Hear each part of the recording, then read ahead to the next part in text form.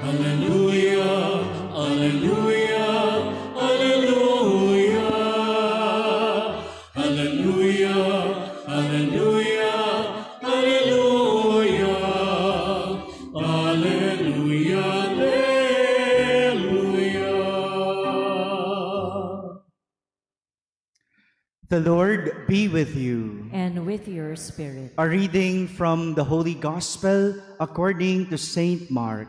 Glory to you, O Lord.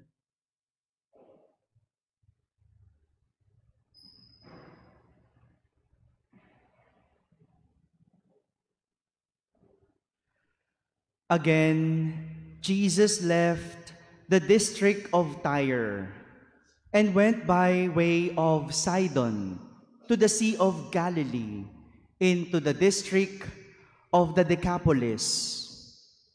And people brought to him a deaf man who had a speech impediment and begged him to lay his hand on him.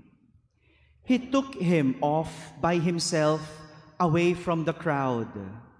He put his finger into the man's ears and spitting touched his tongue. Then he looked up to heaven and groaned, and said to him, Ephphatha, that is, be opened. And immediately the man's ears were opened, his speech impediment was removed, and he spoke plainly. He ordered them not to tell anyone, but the more he ordered them not to, the more they proclaimed it. They were exceedingly astonished, and they said, He has done all things well. He makes the deaf hear and the mute speak.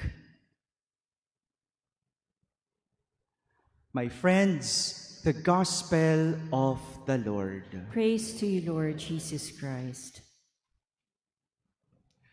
Good morning, my dear brothers and sisters. A blessed Sunday to all of you. Could you bless the person beside you by greeting him or her a blessed Sunday?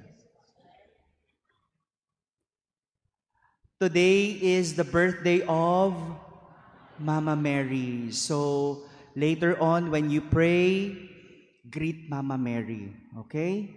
Greet Mama Mary. Although we celebrate the 23rd Sunday in ordinary time, we at the same time celebrate the birthday of our Blessed Mother, Mama Mary.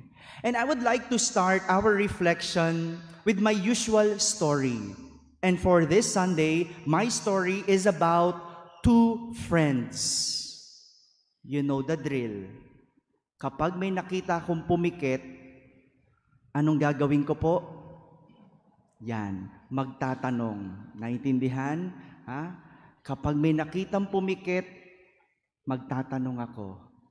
And so we begin. Once there were two friends walking on the sidewalk of a busy business district.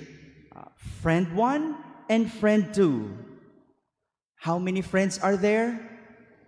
Yan, testing pa lang. Wala pa naman pumikit. Two friends walking in a busy business district. People were rushing along the sidewalks, and all you can hear, the sound of the shoes, the heels, the feet rushing, walking. We can also hear cars honking, and hurried engine noises filled the whole streets. In the middle of all these, friend 1 stopped and told friend 2, "Did you hear that? Did you hear that?" Friend 2 asked, "Which one?" Pambihira ka naman, no? Ang ingay-ingay ng paligid. Ang daming tunog. Ang ingay-ingay, alin ang narinig ko? Which one? Friend 1 said, the cricket. Didn't you hear the cricket? Friend 2 got surprised and asked, where? Saan? In a busy district? Business district? You hear cricket? Friend 1 brought friend 2 in a plant box, pulled away some of the bush, and showed where the cricket was. There it is. Friend 1 said. Friend 2 asked in amazement, how did you hear that? With all this sound and noise and traffic, how did you hear that? Friend 1 answered, it was the way I was raised.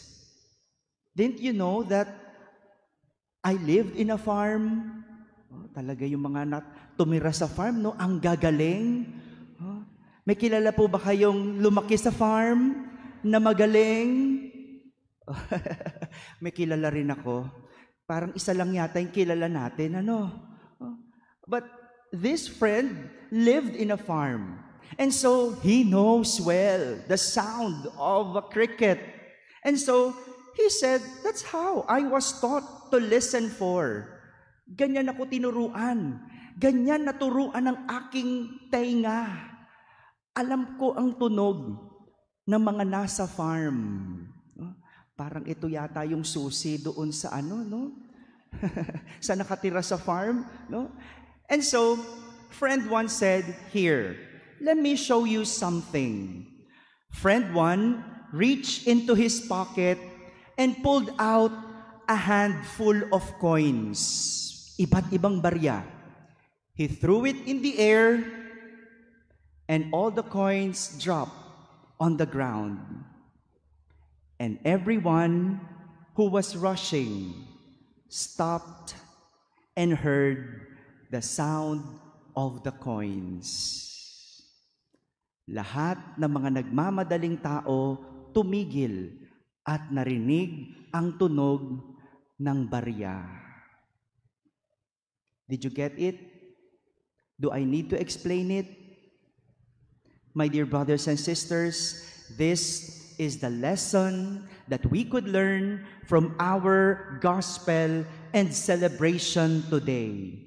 In our gospel, we heard Jesus went into the district of Decapolis. What does it mean? What does the district of Decapolis mean? It is a Gentile territory or a place of non-believers. Imagine, Jesus went to people who do not believe in Him. Walang pananampalataya. When suddenly, people brought to Him a deaf man who had a speech impediment. Hindi ba? Kapag ang isang tao ay pipe, ano din siya? Yes, deaf. Hindi makarinig, hindi rin makasalita. And people begged Jesus to lay His hand on him. Take note, people said, lay your hand to this man. Patong mo yung mga kamay sa may sakit na ito. Bakit? Alam niyo po, bagamat walang pananampalataya ang mga tao doon, marami na silang naririnig tungkol kay Jesus. Marami na silang naririnig tungkol sa mga pagpapagaling ni Jesus ng mga may sakit. Kahit ang layo, kahit ibang lugar, naririnig na nilang pangalan ni Jesus. Naririnig na nila na kapag pinapatong ni Jesus ang kanyang kamay sa mga may sakit, gumagaling. That's how their ears were trained. Mga chismoso. Wala namang pananampalataya, pero basta narinig nila, ganun pala. They were trained to listen. They were not trained to have faith, but their ears were trained. And so, that's why they said to Jesus, lay your hand on this man. That's how their ears were trained, to know how Jesus heals. But look at what Jesus did. Take note again of this.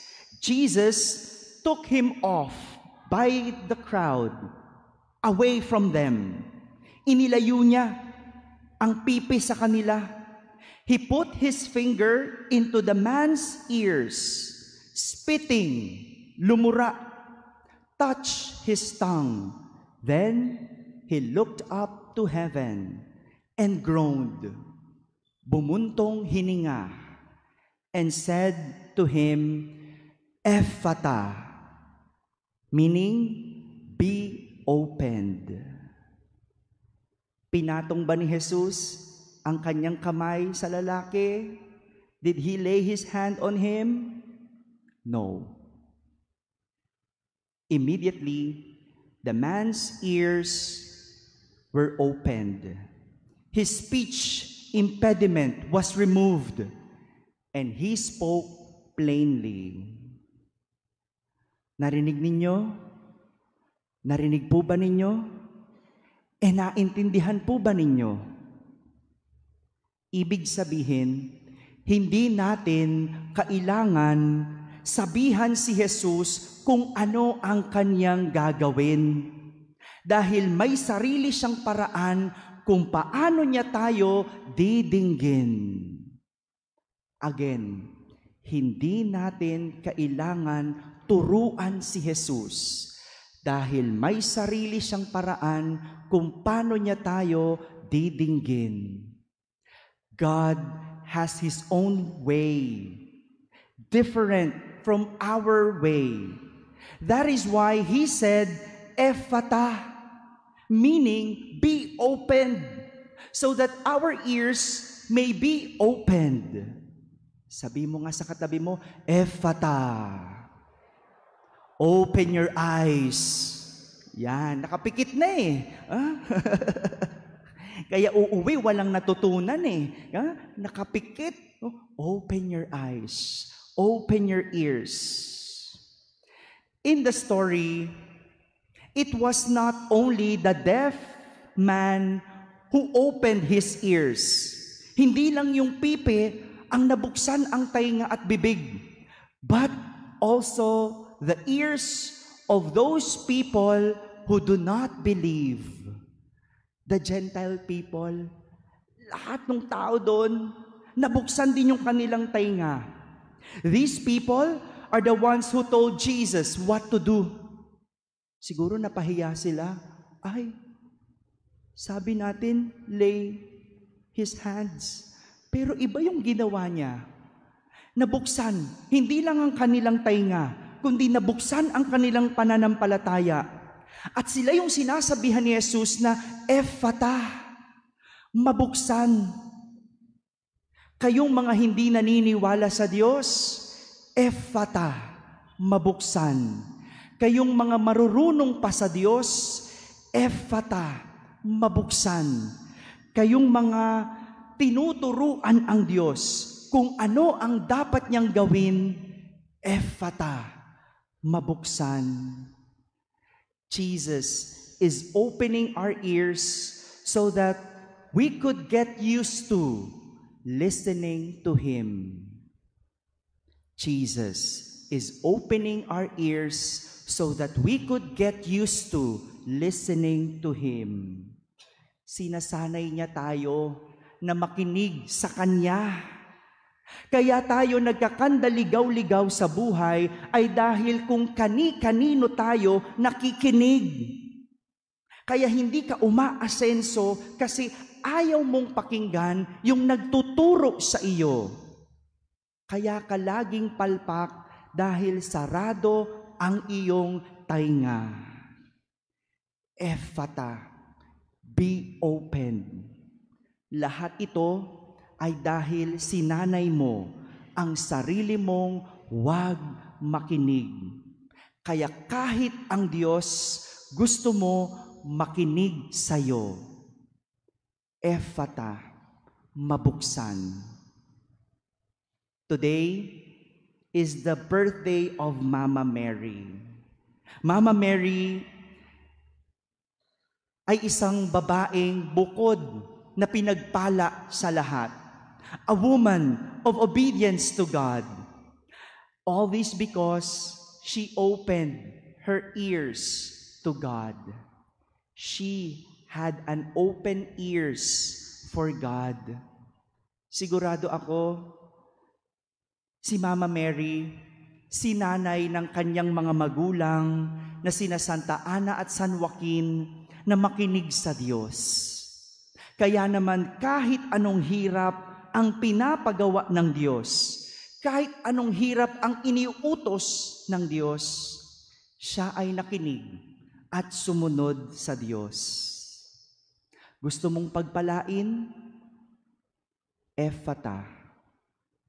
Makinig sa Diyos. My dear brothers and sisters, God has His own ways. So never insist your way. Instead, be open and learn to listen. Sabihin mo nga, Ephata, mabuksan. Amen.